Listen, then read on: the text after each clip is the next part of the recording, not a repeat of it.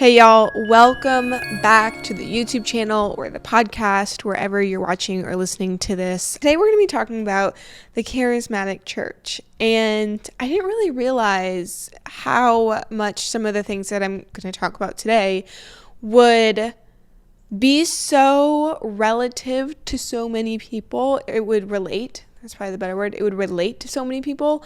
I posted a reel on Instagram, and it was about what I've learned on following God since leaving the charismatic church. And we're going to jump right into it today. But before we get into the meat of this video, I want to start by saying that when I say leaving the charismatic church, I'm left certain doctrines or ways of expressing spirituality or faith in God that I have found in a lot of charismatic circles.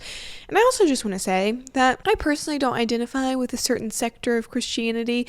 And if you find yourself in that place where you're like, I enjoy pieces of what the charismatic church offers, like, personal relationship with God, and I also like what the Reformed church says over here about this, I think that's normal. And can we just normalize the fact that we can enjoy and also disagree with different facets of Christian groups and that be okay? To be honest, a red flag to me is a group within Christianity that is like, we have this thing all figured out. Come to us because all the other people out there are wrong and we got it all down. That to me is like, how can we humans possibly understand the majesty of God? How can we possibly understand all of the mysteries that lie within the Bible? And to be honest, there's a lot of contradictory things that are in the Bible that don't often always make sense. And I think that we won't necessarily have all those answers on this side of heaven. So I just want to say that if you feel like you're in that place, it's okay. A lot of us do. It's normal to feel that way.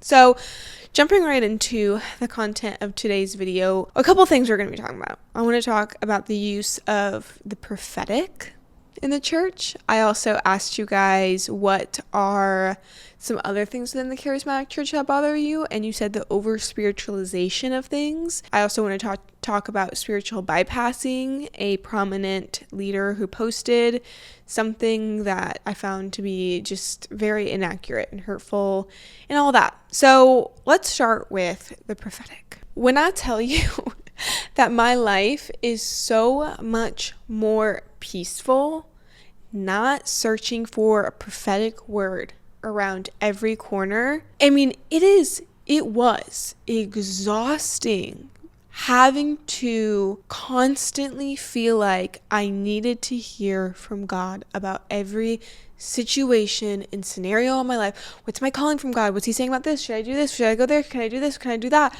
I mean, mentally and emotionally exhausting. And I didn't really realize how exhausting it was until I am in the place I'm in now, and I look back at that, and I'm helping other women, I'm coaching other women, which, by the way, if you want to work with me one-on-one, I'll link my information down below. I'm a certified Christian life coach and specifically help people heal from spiritual abuse as well as other things. So anyways, looking at my life now, I realize how much more peaceful it is in just following that still small voice each and every day, while also, sorry for that close-up, just following the instructions in here. Me and my husband were talking about this because we were speaking with somebody who was really struggling with God's purpose and calling for them, and we have just been on this whole thing. Sometimes like we call them heavy revies, but the heaviest revelations you can have are just that heart knowledge of the simplicity of the gospel, and where Jesus says,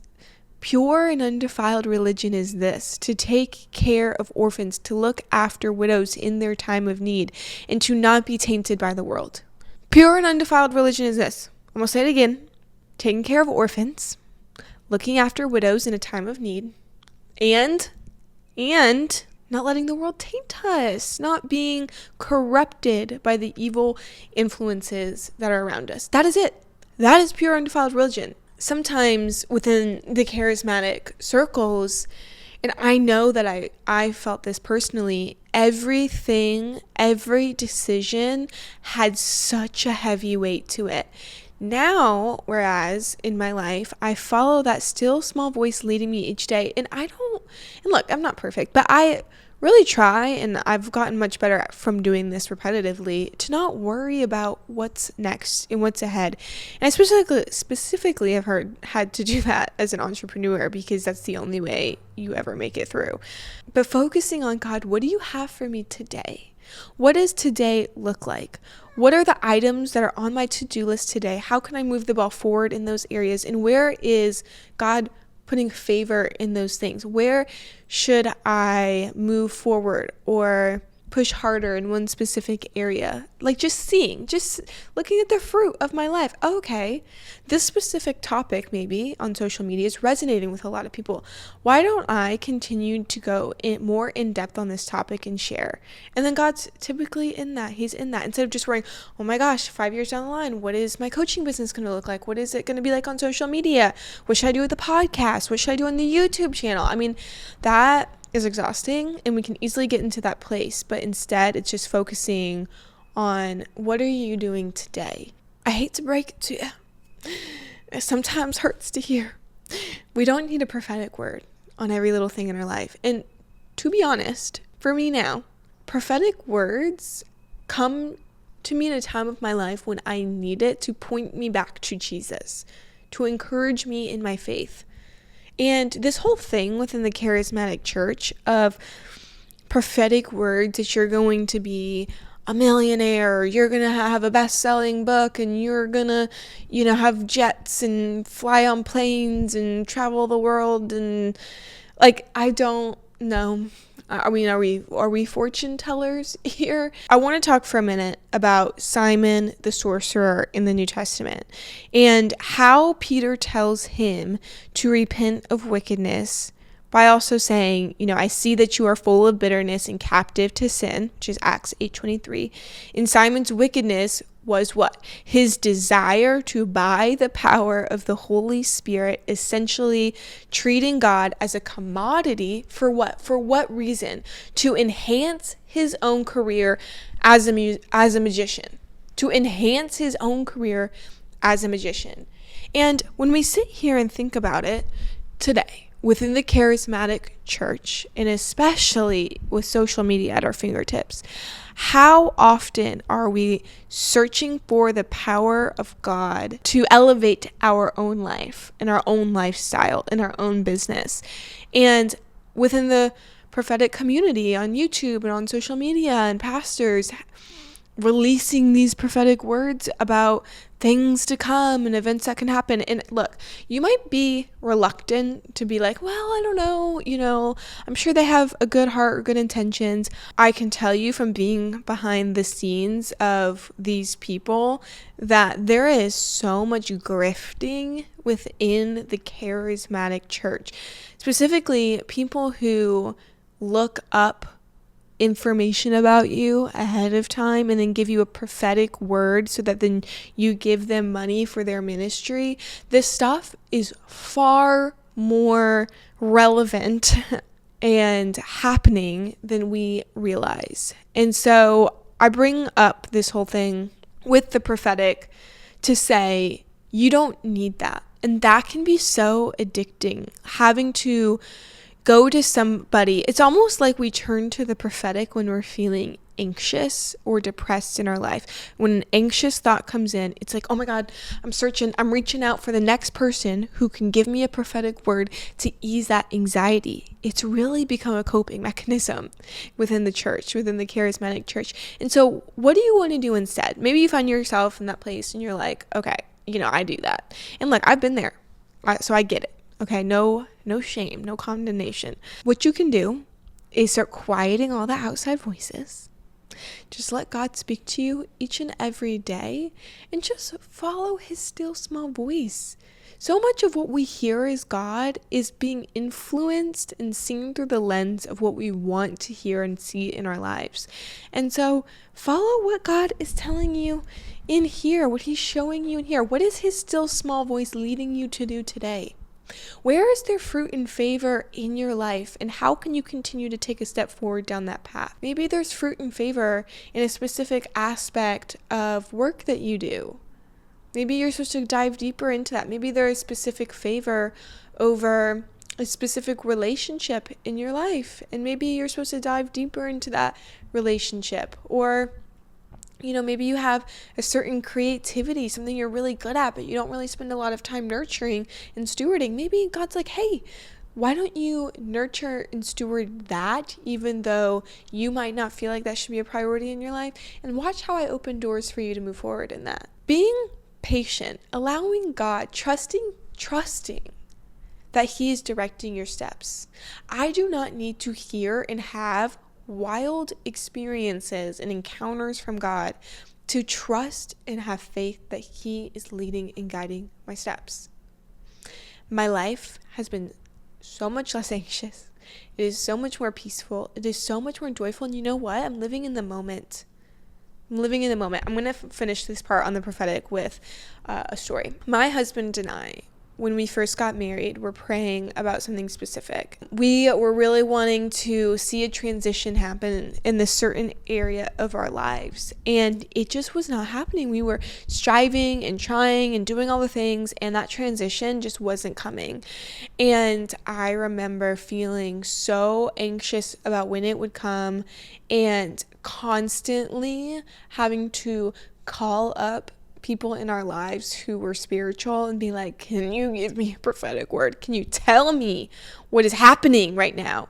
And I'm not saying that is inherently bad, but when we use that as a coping mechanism for anxiety, that's when we've crossed the line. And so they would tell me things, they would say things, and it would relieve the anxiety for a moment, but then a couple days would be going by and those things weren't happening, and then I'm anxious again. And instead I just surrendered. Both of us just surrendered the entire process to him, and we're like, you know what?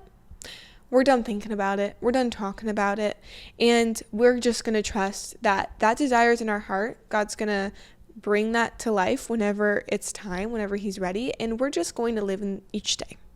We're going to live present and in the moment in each day and follow what he has for us. And man, was that beneficial for us individually in our spiritual lives and also in our marriage. So I just encourage you, if you're listening to that and you're like, I think I should do that, then I can promise you, well, maybe not promise, but I can say wholeheartedly that really changed my walk with God. The second thing that we're going to talk about is the over-spiritualization of, honestly, almost everything. Everything is spiritual. Everything is demonic. Everything is Satan. Everything is God. Everything's a sign. Everything's a wonder. Everything's a hidden message. Oh my gosh, a red cardinal just flew over me. It meant this, and it was Jesus, and I looked it up, and here it was, and that's what it said. And are you exhausted just hearing that? Because I'm exhausted from saying it. I mean, everything is over spiritualized. Sometimes we're just angry, and it's because something happened and we need to process our emotions. It doesn't mean that Satan's trying to hurt us in that moment. Sometimes we are struggling with mental health. That doesn't mean we're under spiritual warfare. It just means that, hey, maybe I've gone through trauma, maybe I've suppressed things, I need to work through them. This is life. We live in a broken world. Not everything is Satan. Not everything is a hidden sign from God. He'll let you see, he'll let you know things as the time's right, as the time's ready. And when it comes to the over-spiritualization of things, we really open the door to Satan disguising himself as an angel of light.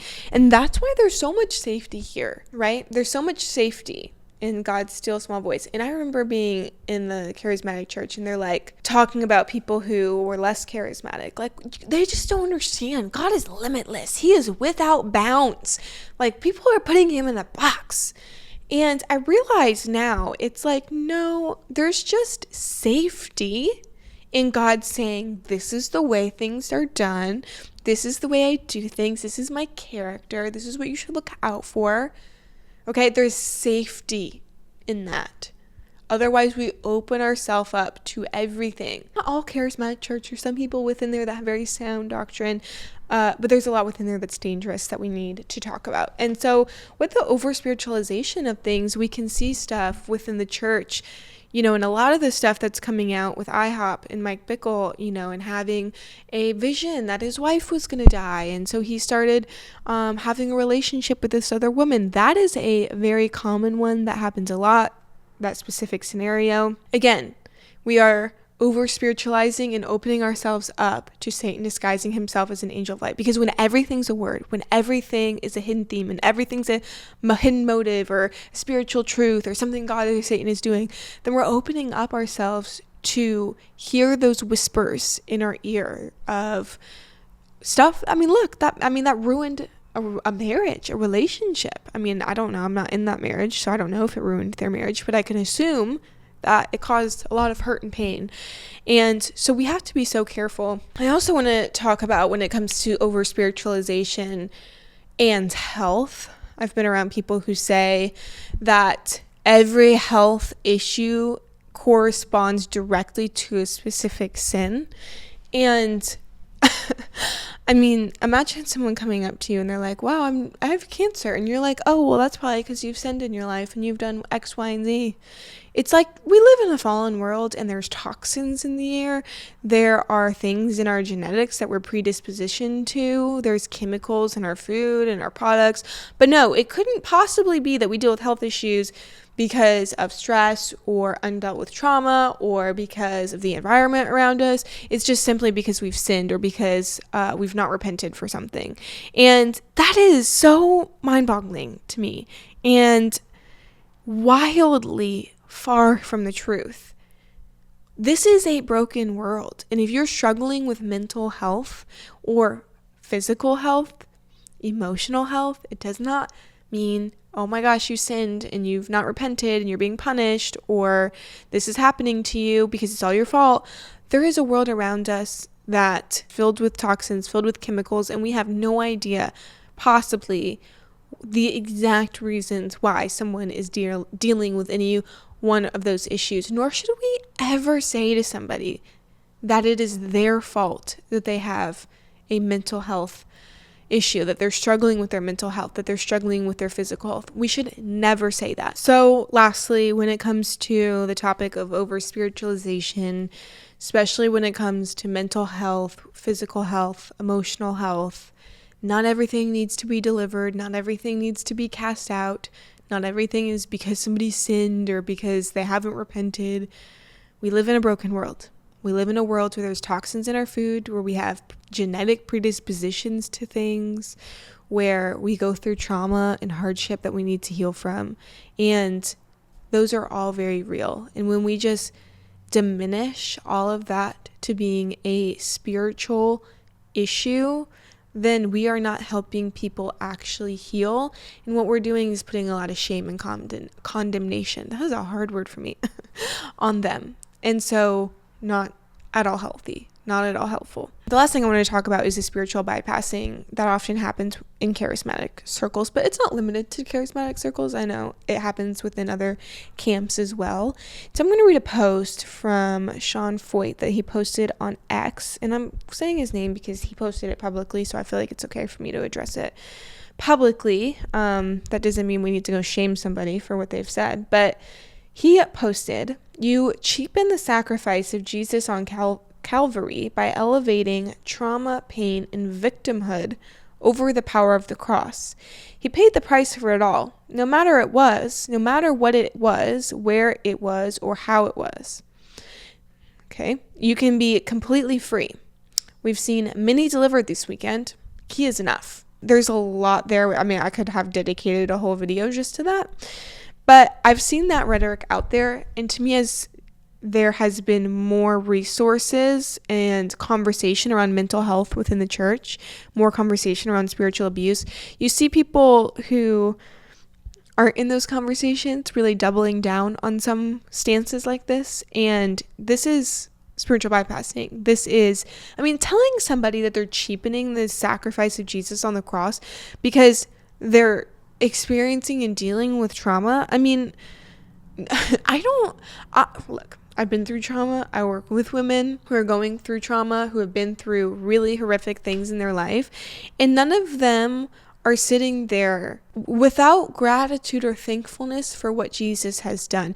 No one is sitting around like, that, Jesus, wish you could have done more. That wasn't enough for me. You being beaten and flogged and tortured. Yep, sorry, wasn't enough. I need more. And no one's sitting around saying that. God absolutely can, and he does do miracles in the healing process, but why don't we offer practical advice and tips and help for people who are going through those things? And I put together a little list that I shared on my Instagram, and y'all, the amount of people who've DM'd me about that post from Sean is probably the most DMs I've gotten on one specific subject, at least in a very long time. Y'all are fired up about it. But okay, so how should we handle trauma from the Christian perspective? We should give ourselves or others space to share and talk about our painful experiences, which is why I started my support group. We should be empathetic and compassionate towards yourself or others who are healing. Do not use spiritual bypassing language to suppress negative emotions, because that's what that post is going to do. Oh, Jesus is enough. His sacrifice on the cross was enough. I need to just suppress and repress every other emotion, whether you realize that's what you're doing or not, which often people who come from that belief system, they don't realize they're suppressing emotions, but it's what happens when we negate how we're feeling and just cover it up with a verse. So then we need to work through the beliefs and messaging that came from the negative or harmful experiences in our life. We need to work with a coach or a therapist to heal. I don't need to. These are just suggestions. Allow God to show us his true character and nature if trauma is related to something spiritual. Regulate our nervous systems out of a fight or flight response. Removing negative or harmful voices from our lives. And understand that healing is not linear and that you can love God while also still be healing. So just to finish off with the stuff with the Sean Foyt post, I don't think people are intentionally trying to be hurtful and mean with stuff like that, but it is extremely insensitive. And the problem that I have seen within the church today, I mean, I have seen people leave the Christian faith because they were experiencing mental health crises, and the church met them with responses like this, and now they're like, I want nothing to do with you, thank you. You know what? Someone sent me a DM, and then I posted what they shared. I thought it was so spot on. But she said, intellectualizing it isn't healing it. And I shared that on my Instagram. And it's so true. Intellectualizing these verses or the fact that Jesus died for us on the cross is not going to heal us. We can stand on the verses, we can pray and ask God to come in and miraculously work. But to be honest, God works in so many facets. In the majority of time, as I work with women, as I've healed in my own life, it's not this miraculously poof of a moment, I'm all of a sudden different and changed. And I do believe that can happen, but it's in the still small moments every day. It's in the moment that negative belief system comes up that I decide to take that thought captive. It's in the next time that belief about myself comes up again and I choose to believe differently. It's when in that place of anxious thoughts or in that place where I'm starting to unravel into a depressed state that I journal through my emotions, that I process my primary and secondary emotions, that I allow God to speak to me about what's going on in my heart, that I talk with women who understand with what I'm going through. It is in those moments that we heal and that we move forward in life. And that's what's so beautiful. Sometimes we sit around for this wild encounter to happen when God is ready to move in the moments every day, in those little moments every day. And so there's so much more I could say on the topic of thought processes within the charismatic church, but I just want to finish with the fact that it's good to think for yourself. It's good to find God and uncover God for yourself. And to be honest, I was telling this to somebody, I don't need another wild encounter from God in my life ever again for me to love him and follow him and trust him. He is enough. Thank you, Sean. I do know that.